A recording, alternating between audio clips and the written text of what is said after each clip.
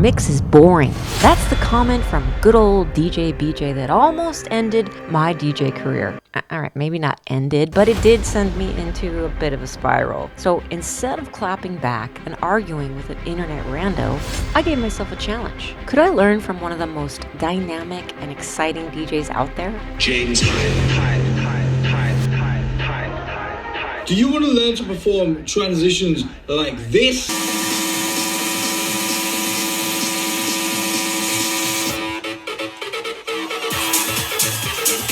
I'm James Hype, and I'd like to teach you everything you just saw. Could James Hype's mixing course actually fix my lifeless and apathetic mixes, and therefore my life?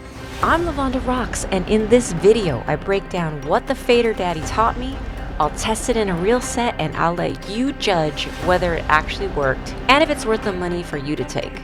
Well, everyone except for DJ BJ. Lesson 1, music, discovery, and organization. Now here's the thing about being the okayest DJ. You don't always know what's wrong. You just know something is. So for me, lesson 1 of this course diagnosed it. I wasn't just being boring, I was buried. I'd been digging for tracks like my life depended on it. I hoarded downloads and bragged about terabytes of music. But Mr. Hype listens differently. He's not asking, is this a good song? He's asking, can I use this in a mix? Can I manipulate it and layer it and build with it? So I started digging with a new filter. And now when I find a track that I like, I ask, does it leave space to add a vocal or another groove? Does the build support layering, or is it already too busy? Can I chop something, a vocal, a drum break, and transform this song into something else? That one mindset shift changed how I dig for music. Now, discovery is one thing, but organization is the part that I knew I needed help with. James talks about tags by genre and by situation, lounge, main stage, morning sets, pretty standard stuff. But my favorite tag that I stole is good instrumental. So basically, this track is perfect for layering vocals. And yes, I love me some vocal samples.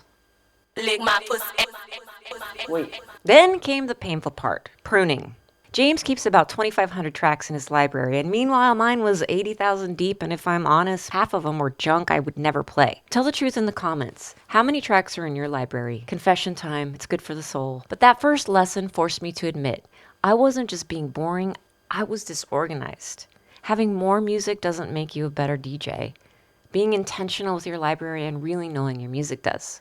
So the next time you dig, try those questions and trim ruthlessly. That's me trimming, trimming the bush. Now with that mindset, I was ready for the next lesson. Lesson 2, playlists and set structure.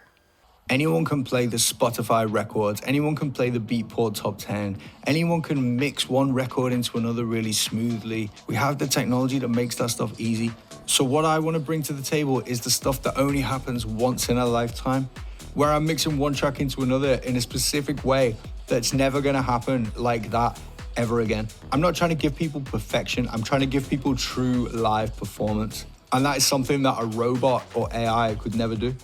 Now, I love this philosophy. Not perfection, but live performance. And honestly, it reassured me because I used to feel like I was wrong for wanting to plan my sets. Like I'd hear DJs say, I just play what I feel and I react to the crowd. And I would think, am I not a real DJ because I like structure? So lesson 2 gave me permission. Planning isn't cheating. Planning is how you can create those moments. And I know that this is going to depend a lot on what type of DJ you are, but just stick with me. In the course, James breaks it down like this. For club sets, he's really tight. He basically knows the arc of the night. He's going to prep 70 to 90 tracks, he's going to have acapellas ready, and he's even going to pre-think key transitions so he can create those jaw-dropping moments. Now for his live stream sets, it's different. He builds a looser test list and experiments live. It's less about perfection, but more about discovery. And yes, he still to this day is live streaming on YouTube.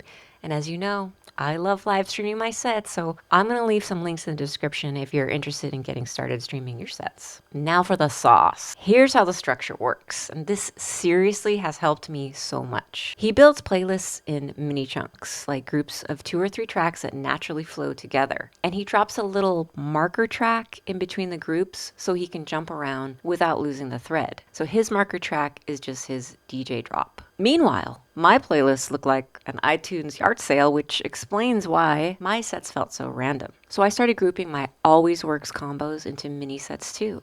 So if you've got 2 to 3 tracks that you know work well together, it's the same idea. Keep that in a master playlist. Organizing music is one thing, but what you do with it on the decks is everything, and which is why lesson 3 is where the real fun started. Look out, DJ BJ. I used to treat acapellas like bonus tracks, like they were nice to have but not essential, and I always forgot about them. But James made me realize that they're a secret weapon. They're how you turn an it's fine set into a wait, what just happened set. He shows how he puts cue points on different words in an acapella to tease them, to loop them, even cut them mid-sentence. So you're not just playing a vocal, you're playing with a vocal. Now, I love vocal samples too, but I normally use my Machine MK3 for that. The problem is, I don't bring the machine when I'm out gigging. So I practice this Q-stab method on the decks.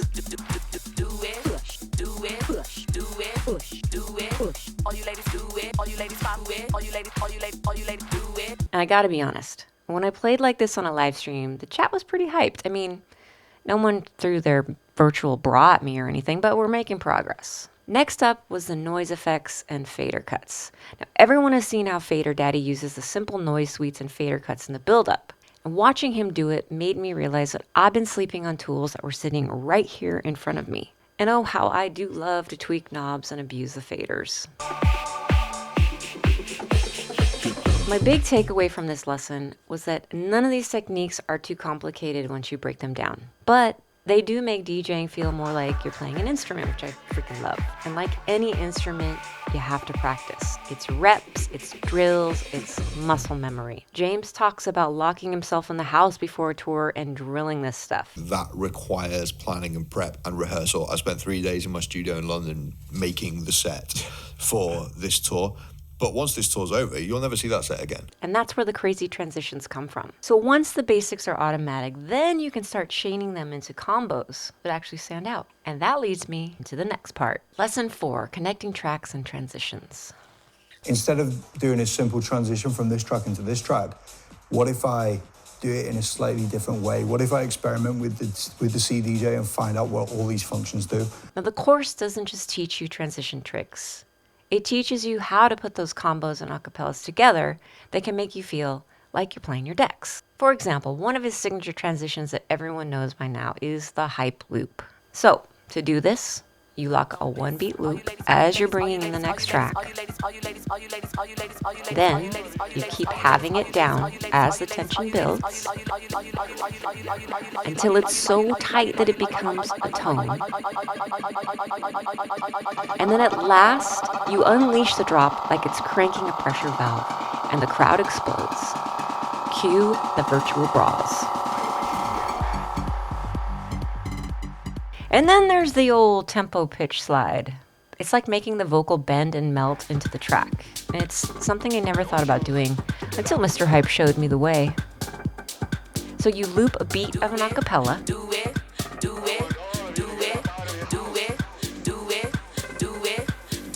You turn off the master tempo.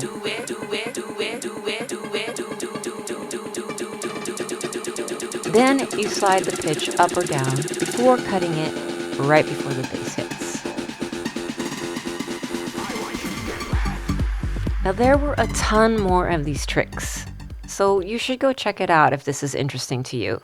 And yeah, the tricks are cool, but the real magic for me was bigger. Oh my God, it's so small. It changed how I think about a set, and how I pick music, and how I build the moments, and how I use the decks like an instrument. And there are a ton of other modules in the course too. There's one on controllers, because not all of us have CDJs. There's one on gigs, on festival sets, and even how he approaches social media growth. And for the money, there's just a ton of value. So if you're into this style, I genuinely think it's worth checking out. The link is in the description, and to be clear, I'm not an affiliate, it's just my honest take. So, did James Hype fix my mix? No one wants to watch the boring guy. Well, I recorded a short set using some of what I learned, and I posted it on my second channel to avoid the copyright headaches. The link is in the description. Go watch it and tell me what you think. I don't want to hear it from you, DJ BJ.